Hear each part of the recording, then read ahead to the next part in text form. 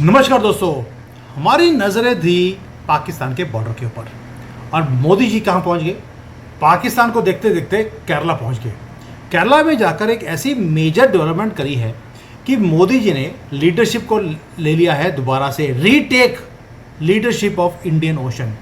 और ये इतना इंपॉर्टेंट न्यूज़ क्यों है और हमारा बिका हुआ मीडिया उसके बारे में बात नहीं कर रहा। वो अभी भी बॉर्डर के ऊपर खड़ा है, वाघा बॉर्डर के पास या अटारी बॉर्डर के पास, और वहाँ जाकर रोती हुई जो काले बोरे वाली लेडीज़ हैं उनके मुंह में वो माइक डाल डालकर वो पूछ रहे हैं कि आपको यहाँ से डिपोर्ट किया जा रहा है तो आप रो क्यों रही हैं? आप तो अपने पाकिस्तान में जा रही हैं।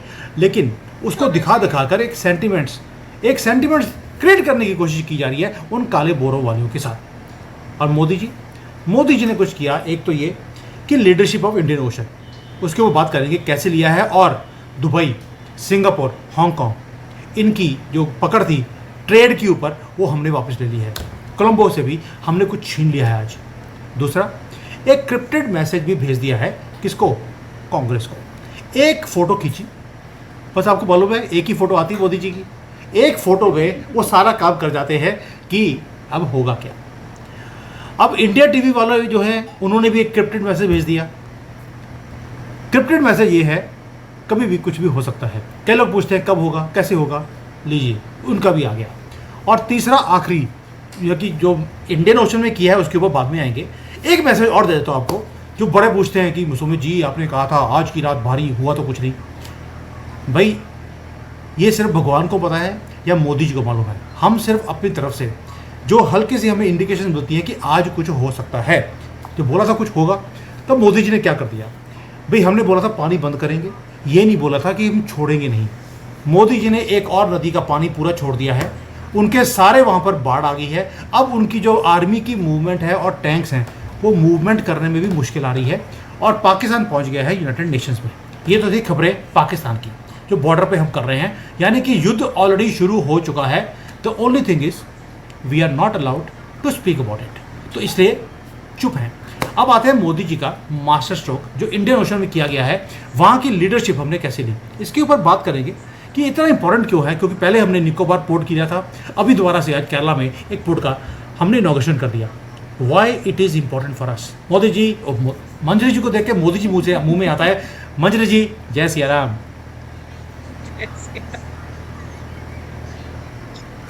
मंजरी जी, ये आपके मोदी जी पहले ग्लोबल साउथ के लीडर बन गए, फिर G20 में भी हमने ऐसा काम किया कि G21 कर दिया, पता लगे अभी G7 का भी G8 कर दिया।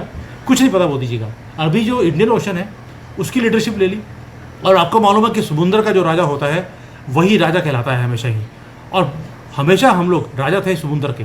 क्या वही चीज़ दोबारा से ली जा रही है? What and why this is a huge development. दिया किसने था? समुद्र का। पूरे भारतीय हिंद महासागर में भारत का राज्य था ट्रेडिशनली। इसको दिया हमारे नेहरू साहब ने था ताकि भारत की जो कमाई है वो खत्म हो सके और जो भारत को हर स्टेप पे, चाहे वो लैंड रूट हो चाहे सी रूट हो, हर स्टेप पे प्रॉब्लम आए। अब आ जाते हैं मोदी जी के ऊपर। मोदी जी ने इस सारी चीज को इंडियन ओशन की बादशाहत ले ली। मतलब अब 90% जो वर्ल्ड का ट्रेड रूट है उसको हम कंट्रोल करेंगे और इसके साथ हम आपकी ससुराल यानी चाइना को भी कंट्रोल करेंगे, क्योंकि उसको दुनिया में कहीं भी सामान बेचना है उसको आना इंडियन ओशन पड़ेगा। और इंडोनेशिया का डीएनए जब से इंडियन हुआ है, इंडो एंड एशिया का जब से जो है इंडियन डीएनए हो गया है, तब से जो इस तरफ आने का भाई ठीक है, चाइना जा करके फिलीपींस के एक खाली वेकेंट आइलैंड पे धमाल मचा सकता है, लेकिन सारा माल फिलीपींस में तो बेचेगा नहीं। बेचने के लिए आना पड़ेगा मलक्का स्ट्रेट से इंडियन ओशन में। और मलक्का स्ट्रेट से किसका राज शुरू होता है? मोदी जी का, भारत का। ओके, भारत का। अब मलक्का स्ट्रेट से निकलोगे तो आ जाओगे निकोबार आइलैंड। वहां पर हमारा एयरफोर्स का भी मजबूत हो गया, वहां पे हमारी नेवी का भी मजबूत हो गया, वहां पर हमने एक पोर्ट भी बना लिया। तो वहां से हम हर आने जाने वाले शिप को हैंडल कर सकते हैं। अब इन्होंने क्या किया कि इंडोनेशिया आइलैंड्स का एक समूह है, तो उन्होंने कहा हम दूसरी तरफ से आ जाएंगे। बहुत ज्यादा दूर नहीं है प्रभु, वहां पर भी हम आ जाएंगे। तो हमने क्या किया कि इंडोनेशिया में जाकर के कुछ मैरीटाइम एक्सरसाइज कर ली, कुछ रेलवे बनवा दिया, कुछ थोड़ा बहुत काम कर लिया और जो वहाँ के प्राइम मिनिस्टर, उन्होंने कहा मैं भारतीय हूँ। हमने कहा ठीक है बेटा, बहुत अच्छी बात है, आइए हमारी उस ग्रुप में आपका स्वागत है। फिर इन्होंने, चाइना ने क्या किया कि कोबाल्ट की कुछ खानें निकली इंडियन ओशन के साउथ ईस्ट कॉर्नर में। तो उन्होंने कहा कि भाई ये मेरा है। तो हमने पहली दावेदारी किससे दिलवाई? हमने पहली दावेदारी निकलवाई श्रीलंका से। फिर निकोबार और इंडिया का बेस सामने होने से हमारी भी आ गई। फिर उसके बाद श्रीलंका का डेब्ट हमने रीस्ट्रक्चर किया। उसके बाद वहां से चाइना को आउट किया। फिर वहां पर अडानी ने अपना एक पोर्ट बनाया, और इसके साथ हम बीच बीच में एक पोर्ट को केरल में बनाते रहे। अब यहाँ पर एक दूसरी मक्कारी हमारी कांग्रेस की साथ में पता लगती है। भारत ऐसे तो टेक्नोलॉजिकली साउंड है। भारत के इंजीनियर जाकर के यूएसए में नासा संभाल लें, यूरोप में सारा वो संभाल लें, लेकिन भारत की टेक्नोलॉजी एक डीप पोर्ट भारत में नहीं संभाल सकती। डीप सी जो पोर्ट के लिए जो गहराई चाहिए वो है 24 मीटर, और 18 मीटर तक के हैं। हमारे यहाँ 14 ही मीटर के थे। तो क्या होता था, जो ऑफलोडिंग या तो शिप में हो, जो मिड सी में हो, वो तो डेंजरस है। तो पोर्ट पे जाके ऑफलोडिंग होगी तो वह तो श्रीलंका जाएगा, दुबई जाएगा, सिंगापुर जाएगा, और वहां से हमारे पास वापस आएगा। इतने साल में ये पूरी स्थिति जानने के बावजूद भी कांग्रेस एक डीप सी पोर्ट नहीं बनवा पाई। मोदी जी ने क्या किया, आईआईटी मद्रास के साथ टाई अप किया, और उसके बाद पोर्ट हैंडलिंग पे उन्होंने सारी रिसर्च कर डाली। अडानी इसमें मोदी जी के दोस्त। अब ये समझिए अडानी के पीछे दुनिया क्यों पड़ी थी। आपने देखा हिंडनबर्ग का अटैक हो गया, सारे अटैक हो गए, क्यों? पहली चीज तो उन्होंने कोयला लेकर के चाइना को कंट्रोल कर दिया। दूसरी चीज उन्होंने जो है ये डीप सी पोर्ट केरल में बना लिया। इसके का सारे शिप्स वहां जाएंगे, और जो हमारे हजारों करोड़ रुपए इधर उधर कभी सिंगापुर को जा रहे थे, कभी दुबई को जा रहे थे, वो बच गए। And every penny which is saved is a Penney earn. मतलब जितना पैसा हम बचा लेते हैं वो हमारी कमाई में जाता है। अब जो श्रीलंका का पोर्ट है उससे भी ज्यादा गहरा पोर्ट हमारे पास है। तो जो एमआरओ वगैरह जो कर रहे थे, जिसमें एक बार हम्बन टोटा का बहुत नाम आ रहा था, ये सब नाम आ रहे थे, अब वो कहाँ होंगे? या तो वाइजैक में होंगे, या फिर जो है इस उस तरफ आएंगे, वाइजैक में होंगे, इस तरफ आएंगे केरल के इस पोर्ट पे होंगे। तो इसके साथ जो, अच्छा केरल के पोर्ट पे होंगे तो हम मालदीव वगैरह सब आराम से, मॉरिशस मालदीव ये सब हैंडल कर लेंगे, ठीक है।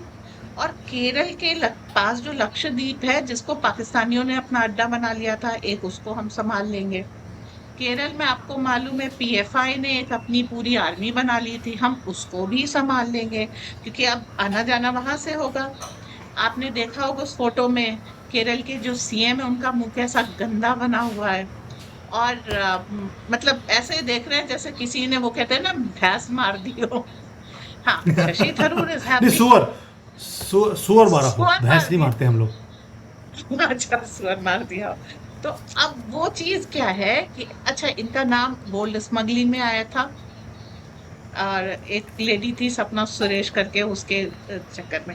तो अब सब क्या है, जो केरल इन्होंने इस्लामिक टेरर का हब बना लिया था, आईसिस से लोग जाते थे, आईसिस ज्वाइन करने के लिए केरल से जाते थे, ये सब चीजें अब मोदी जी ने कंट्रोल कर ली। लक्षद्वीप के आइलैंड एक कुर्सी डाल करके कंट्रोल कर लिए थे, मॉरिशस मालदीव जो है कंगाल हो गया। आप समझिए एक छोटा छोटा स्टेप लेकर के, एक photo by next photo, Modi ji ने अपना देश भी कंट्रोल किया, पूरा इंडियन ओशन भी कंट्रोल किया, और साथ में जितने भी ट्रेड रूट्स थे इंटरनेशनल उनको कंट्रोल कर लिया। साथ में एक तरफ यूएस और दूसरी तरफ चाइना को कंट्रोल कर लिया। यूएस को कंट्रोल करने में थैंक यू हूतीस, दुनिया को बुरे लगे, मुझे कभी कभी अच्छे लगते हैं, क्योंकि उसने वहां पे यूएसए को एंगेज कर दिया अच्छी तरीके से। और आज भी हूती और यूएसए में चल रहा है, बराबर का युद्ध है। एक माइटी सुपर पावर है, और दूसरे मतलब जिसे कहना चाहिए कि छुट भैये गुंडे हैं, जो हमारी यूपी के लैंग्वेज में कहते हैं कि छोटे मोटे गुंडे हैं। और द माइटी यूएसए वहां पर चल रही है। इधर हमने ये ले लिया, यूएसए ने काम क्या किया कि चाइना को वो कंट्रोल नहीं कर पा रहा था। देखिए जब ओबामा की गवर्नमेंट थी तो वो चाहते थे कि मोदी चाइना से लड़ ले, और ये बहुत बार जो है ये प्रोवोक करता रहा, हम आपको पीछे से सपोर्ट करेंगे। फिर जब ट्रम्प आए तो ट्रम्प ने भी थोड़ा सा कहा कि अगर you go ahead and we'll support you, लेकिन मोदी ने कुछ नहीं किया, कि उनको मालूम है बिना गोली चलाए युद्ध को कैसे जीतते हैं। तो अभी क्या है, ट्रम्प ने मोदी जी की पावर देख ली। उन्होंने जिसे लोग साउथ चाइना सी कहते थे पैसे लेके, उसको इंडो पैसिफिक कर दिया। चाइना वहां पर थोड़ी बहुत बमक दिखा सकता है, पर इस पोर्ट के आने के बाद हमारी पूरी अथॉरिटी इस पूरे रीजन में सत्यापित हो गई। We are the king. और हमारे शास्त्रों में क्या लिखा है, श्री लक्ष्मी का जन्म समुद्र से हुआ है। ठीक है, उनको रत्न गर्भा कहते हैं, समुद्र को रत्न गर्भ कहते हैं। और इस तरीके से मरी यानी समुद्र उसकी जो है वो बेटी है। तो यहाँ पर जो है समुद्र को अब हमने कॉपी वो कर लिया। अब यहाँ पर जो भी शिप्स आएंगे, कोई भी शिप दुबई जल्दी नहीं जाएगा, वो भारत में आना, यहाँ एमआरओ भी मिलेगा, हैंडलिंग भी मिलेगी, सारी चीजें हैं। और ज्यादातर ट्रेड क्या है, प्रोडक्शन हब अगर हम अपनी बना ले जाते हैं और भी अच्छा मजबूत करना है, make in India is still a work in process, तो फिर सारा रूट तो यहाँ से है। तो आईमैक के लिए ये चीज बहुत इम्पोर्टेंट थी कि विश्व के जो सबसे बड़े बड़े शिप्स हैं वो यहाँ पर आके डॉक कर सके और इस रीजन पे हमारा कब्जा हो जाए। इसके साथ ही आप देखिएगा कि इस एक्सपेरिमेंट को मतलब थोड़ा थोड़ा करके, जैसे अभी मुंबई 3 अनाउंस हो गया, पहले मुंबई था, फिर मुंबई 2 पनवेल साइड में हो गया। अब जो पालघर साइड था, जहां पर आपको याद होगा कि एनसीपी के गाइडेंस में 2 साधुओं की हत्या हुई थी, वो एरिया मुंबई 3 बन गया है और वह वो अपकमिंग है। और सुनते हैं, अभी अनाउंस नहीं हुआ है इसलिए सुनते हैं कि वहां पर केरल की तरीके का एक डीप सी पोर्ट आएगा। ठीक है, तो ये नेक्स्ट चैप्टर होगा आपके सागरमाला प्रोजेक्ट का। सागरमाला प्रोजेक्ट क्या है, हिंद महासागर पे अपना प्रभुत्व निभाने का। तो इस तरीके से धीरे धीरे, और वो पोर्ट भी किसके है, वर्ल्ड में सबसे अच्छी पोर्ट हैंडलिंग किसकी है, अडानी की। तो आईआईटीज को इन्वॉल्व करके, अडानी को साथ लेकर के मोदी विश्व साध रहे हैं। अब बताइए, कांग्रेस अगर अडानी पे अटैक करती है तो क्या गलत करती है? आप पप्पू का एजेंडा नहीं समझते। बिल्कुल समझते हैं, लेकिन मंजरी जी, जो लोग सुन रहे हैं उनको समझना पड़ेगा कि ये जो पोर्ट बन रहा है ये सिंपल पोर्ट नहीं है। ये पोर्ट वो है जहाँ पर डीप जो बड़े जो जहाज होते हैं वो भारत में आ ही नहीं सकते थे, वो जाते थे कोलंबो में। आप सोचिए, देखिए छोटा सा कंट्री है, उसके पास बड़े शिप्स को हैंडल करने की फैसिलिटी है। हांगकांग है, सिंगापुर है, दुबई है। हमारी शिप जाती थी वहाँ पर छोटी छोटी किश्तियों में कंटेनर्स को लाद कर भारत में लेके आया जाता था। यानी कि हम उनको करोड़ों रुपए हम फीस दे रहे थे इन सारे पोर्ट्स के ऊपर। अब वो सारी फीस बच जाएगी। Now this one port now can handle almost 75% of our import as well as export. यानी कि जो हमारा खर्चा है एक्सपोर्ट का वो भी कम होगा, क्योंकि अब बड़ी शिप आएगी, उसी पे लोड किया, आगे चला गया। ट्रांसशिपमेंट करने की कहीं ज़रूरत नहीं है। दूसरा, जो लोग कभी जैसे हमारे पास पोर्ट नहीं था, ऐसे छोटी छोटी कंट्रीज और भी हैं, बांग्लादेश है, म्यांमार है, ऐसी भी कंट्रीज हैं जिनके पास अपना ये हब नहीं है, पोर्ट्स नहीं है ऐसे बड़े बड़े। अब उनकी भी ट्रांसशिपमेंट भारत से हो सकती है। यानी कि जो पैसे हम पहले बाहर दे रहे थे, अब हम वो कमा सकते हैं। मंजरी जी, साथ में मैंने देखा कि जो सिंगापुर है, सिंगापुर का भी बहुत बड़ा रोल है। सिंगापुर भी अब आहिस्ता आहिस्ता उनको दिख रहा है कि भाई मेरे हाथ से इतना बड़ा बिजनेस वो हाथ से निकलने वाला है। अब वो भी आगे आ रहे हैं, सेमीकंडक्टर को लेकर इन्वेस्टमेंट्स की बातें कर रहे हैं। आपको नहीं लगता कि मोदी जी ने इनको भी लाइन पे लगा दिया, साथ में लगा दिया, और मोदी जी ने बोला है कि मैं आईमैक शुरू कर रहा हूँ, आपके कंट्री से जो भी माल है आप मेरे पास भेजिए, मेरे पास पूरी फैसिलिटी यहाँ पर हब की भी है और आईमैक भी आ रहा है। आपका सारा माल यूरोप तक लेके जाने का काम मेरा है, मैं आपको ये रास्ता देता हूँ। हमने सारे जो ईस्टर्न कंट्रीज हैं, लोगों को ये समझ नहीं आएगी अब तक कि जो जितनी भी हमारे ईस्ट साइड पे कंट्रीज हैं सबको हमारे पीछे लगा लिया। ये है मोदीनॉमिक्स। डू पीपल अंडरस्टैंड कि क्या हो गया है यहाँ पर? और इसके साथ जो किराया आज तक हम सिंगापुर को दे रहे थे वो किराया अब सिंगापुर से हमको मिलेगा। तो एक समय सिंगापुर अपने पार्लियामेंट में बैठ करके भारत के खिलाफ बात करता था। आज वो उसका प्रेसिडेंट यहाँ आकर के भारत से स्ट्रॉन्गर टाई अप के लिए बात करता है। आप याद करिए, ओल्ड नेम ऑफ सिंगापुर पूरा नाम क्या था? सिंगापुर। सुभाष चंद्र बोस ने भारत की स्वतंत्रता का अभियान सिंगापुर से शुरू किया था, जिसको नहीं बोल पाते तो सिंगापुर कर दिया और वही नाम चल गया। तो ये सारी कुछ भारत भूमि थी, और आपके बृहत भारत या खंड भारत का सपना इस तरीके से पूरा हो रहा है कि आप जो मेनलैंड है भारत की, जिसपे हम रह रहे हैं, इससे सारी चीजें रेगुलेट कर रहे हैं। आईमैक जो प्रोजेक्ट है मोदी का, वो इसमें इस पूरे एरिया की इकोनॉमी चेंज करने में मेजर रोल निभाएगा। और इसके साथ साथ यहाँ पे जितने भी छोटे, अभी मालदीव ने सर उठाया, आपको आंख दिखाई, कभी कुछ। और डिएगो गार्सिया इसी एरिया में एक छोटा सा चेगोस आइलैंड का पार्ट है। वहां पर किसकी सेना है? वहां पर यूएस के B-2 बॉम्बर्स हैं, 3 थे, अब कहते हैं 2 हैं। वहां पे यूके की भी सेना, और ये दोनों देश इस समय ऐसी इकोनॉमिक स्थिति में है कि डिएगो गार्सिया को मेंटेन नहीं कर सकते। तो अगर वो खाली करेंगे, जैसा कि हैंड ओवर करता जा रहा है, तो वहां पर आएगा कौन? इंडिया। यूके के विरोध में हमारे पास क्या है? उन्होंने हमारा सोना आज तक नहीं दिया है, और वो ऑफिशियली स्वतंत्रता के बाद रखा है, इसलिए वो तो देना पड़ेगा, कोहिनूर देना दे। तो हम यहाँ पे डील साइन कर सकते हैं। और ट्रम्प के साथ और तरह की डील्स हैं हमारी, क्योंकि जब हम उनको बोइंग का ऑर्डर देते हैं, ये सब करते हैं, तो उनकी इकोनॉमी चलती है, और ये इनके लिए बहुत इंपॉर्टेंट है। तो यहाँ से सारी चीजें हमने रेगुलेट करनी शुरू की, श्रीलंका को अपने साथ लिया। चाइना की अब इस एरिया में जितनी भी पकड़ थी, एक समय स्ट्रिंग ऑफ पर्ल्स उसने इंडियन ओशन में बना लिया था, अब वो स्ट्रिंग ऑफ पर्ल टूट गया है। और ये मोदी नॉमिक्स है। आप म्यूट हैं, आप म्यूट हैं। लोगों को समझना पड़ेगा एक चीज़ का, कि वाई वी टॉकिंग दिस, की जो पूरा इंडियन ओशन है उसके ऊपर आपने कब्जा कर लिया। उसका रीज़न है कि दुनिया का सबसे ज़्यादा बिजिएस्ट ट्रेड रूट जो है अर्थ के ऊपर, वो ईस्ट से वेस्ट एक इंटरनेशनल शिपिंग कॉरिडोर है। जो भारत का जो ये पोर्ट है हमारा, जो अभी अभी इनॉग्रेट किया है विजिंगजम, ये सिर्फ 10 नॉटिकल माइल्स दूर है।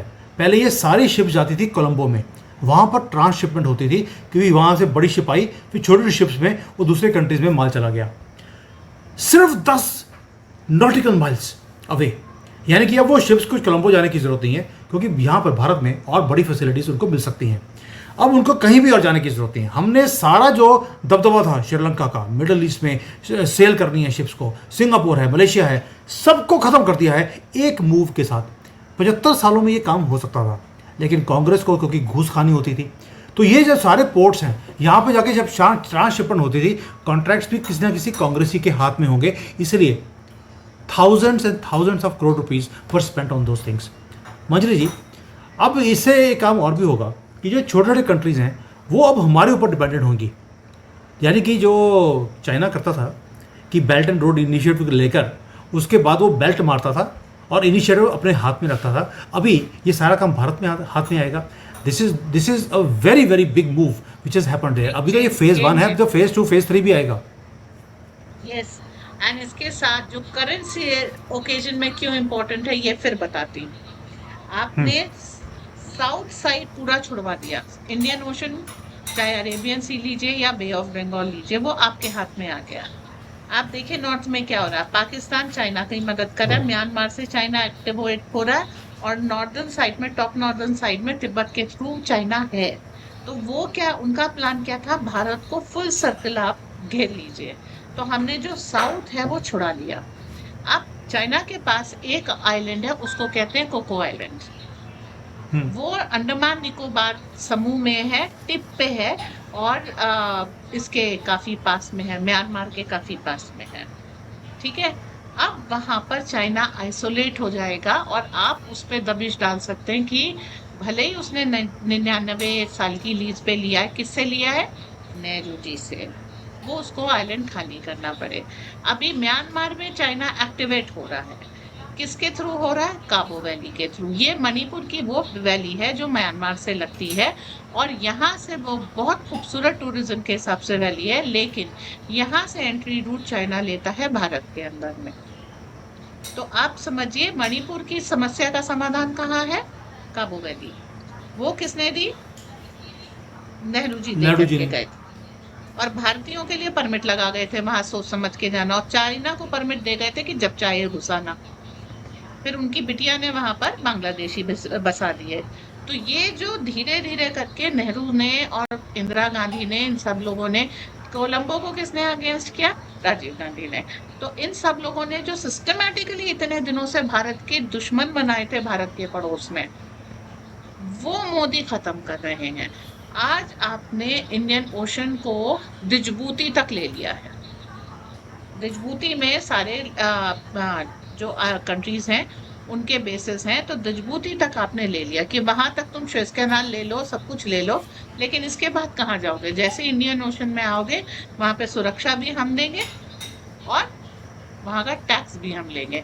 तो अब इंडियन ओशन जो सबसे बड़ा ट्रेड रूट है, उसमें आने के लिए आपको टोल किसको देना है? भारत को। तो भारत की यस। एक बड़ी इनकम का रूट भी खुल गया।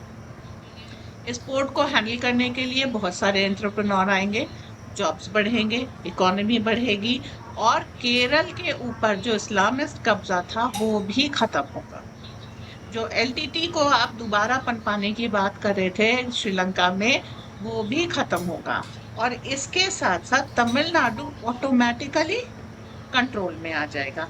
आप याद कीजिए राम सेतु को तोड़ करके ये लोग वहां से सी रूट निकालना चाह रहे थे।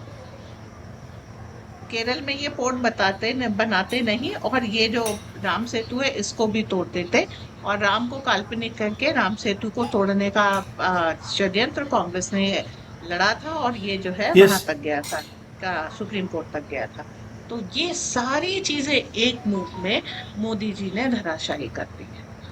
और अब आप देखिए कि मोदी इंडियन ओशन में ये जितने भी छोटे बड़े आइलैंड्स हैं, जो आइलैंड नेशंस हैं, इनके ऊपर हमारा प्रभुत्व है और इन सब की हम पर डिपेंडेंसी है। प्लस हमारा जो ट्रेड रूट था वो हमारे लिए बिल्कुल खुल गया है। अब हमें इस ओशन में कोई भी प्रॉब्लम का सामना नहीं करना पड़ेगा। एनसर्कलिंग कंप्लीट हो गई। अब हम कहाँ दे सकते हैं ध्यान? इंडो पैसिफिक में ध्यान दे सकते हैं। वो चीज हमें नेक्स्ट उस पे अपना कब्जा और मजबूत करना आ चुका है हमारे पास। एंड अब हमारा जो है अटेंशन कहाँ जाएगा? अब हमारा अटेंशन जाएगा म्यांमार में, जहाँ से इंडिया जो है इस समय वो चाइना इस समय हमको टैकल करने की कोशिश कर रहा है। सो दोस्तों, जैसे अभी मंजरी जी ने बोला सब कुछ, मंजरी जी ने क्या बोला है कि अब भारत ने अपना जो कंट्रोल है इंडियन ओशन के ऊपर वो दोबारा से ले लिया है। अब हमें ना तो वेस्ट के नीचे लगने की ज़रूरत है, ना श्रीलंका के, ना सिंगापुर, ना दुबई, किसी के नीचे नहीं। अब हम कंट्रोल करेंगे इस एरिया को। ये बहुत छोटी डेवलपमेंट नहीं है, बहुत बड़ी है। और हमारे जो मीडिया है उसने तो ऐसे लगा दिया जैसे कि वो ठीक है यार, एक पोर्ट दे दिया, अगर वो भी अदानी वहाँ पे खड़ा है, क्या बड़ा काम हो गया। अब वो इस वीडियो को, इस फोटो को वो फ्लैश करेंगे कि देखिए मोदी का यार अदानी खड़ा है, अब राहुल गांधी भी आ जाएगा। क्यों? क्योंकि राहुल गांधी को मालूम है कि उसके नाना ने, उसकी दादी ने, उसके पिता ने, इसकी पोल डांसर माँ ने, इन सब ने मिलकर एक ही काम किया कि किस तरह से भारत को गरीब रखना है। ये खुद अमीर होते रहे और भारत को गरीब रखा। मोदी जी खुद गरीब रहे, भारत को अमीर कर दिया। और अब हमने कब्जा लिया है, लीडरशिप लिया है इंडियन ओशन का। और सबसे ज़्यादा दर्द मेरे ससुराल वालों को ही हो रहा है। उनको मालूम है कि आगे जाकर ये जो टोल है, जैसे वो कहता है कि साउथ चाइना में कोई भी शिप निकलेगी तो मुझे टोल देना पड़ेगा। हमने भी बोल दिया कोई बात नहीं, आपने उधर टोल लेना है, हम इधर टोल लेंगे। यानी कि अब इंडियन ओशन में टोल हम लेंगे अगर वहाँ पे चाइना ने शुरू किया। तो कहीं ना कहीं एक पैरेलल एक वो वर्ल्ड बनता जा रहा है where we are going to control each other. आप वहाँ पे चुप रहिए, हम यहाँ पे चुप रहेंगे। आप वहाँ पे तंग करेंगे, हम यहाँ पर तंग करेंगे। यानी कि लड़ाई ये आज के लिए नहीं, ये अगले 20-25 सालों में जब ये सारा एरिया और हॉट हो जाएगा तब काम आएगा। दैट मीन्स जब मोदी जी बोलते हैं मैं आज के लिए तैयारी नहीं कर रहा, मैं 2047 की तैयारी कर रहा हूँ, उसका आंसर आज को अब मिलेगा इस पोर्ट के साथ। मंजरी जी, इतनी बड़ी न्यूज़ इतने शानदार तरीके से आपने पेश करी, क्योंकि आपके मोदी जी के साथ वो रिलेटेड थी। मज़ा आया था आपसे बात करके। Thank you. जय सिया राम। जय सिया राम।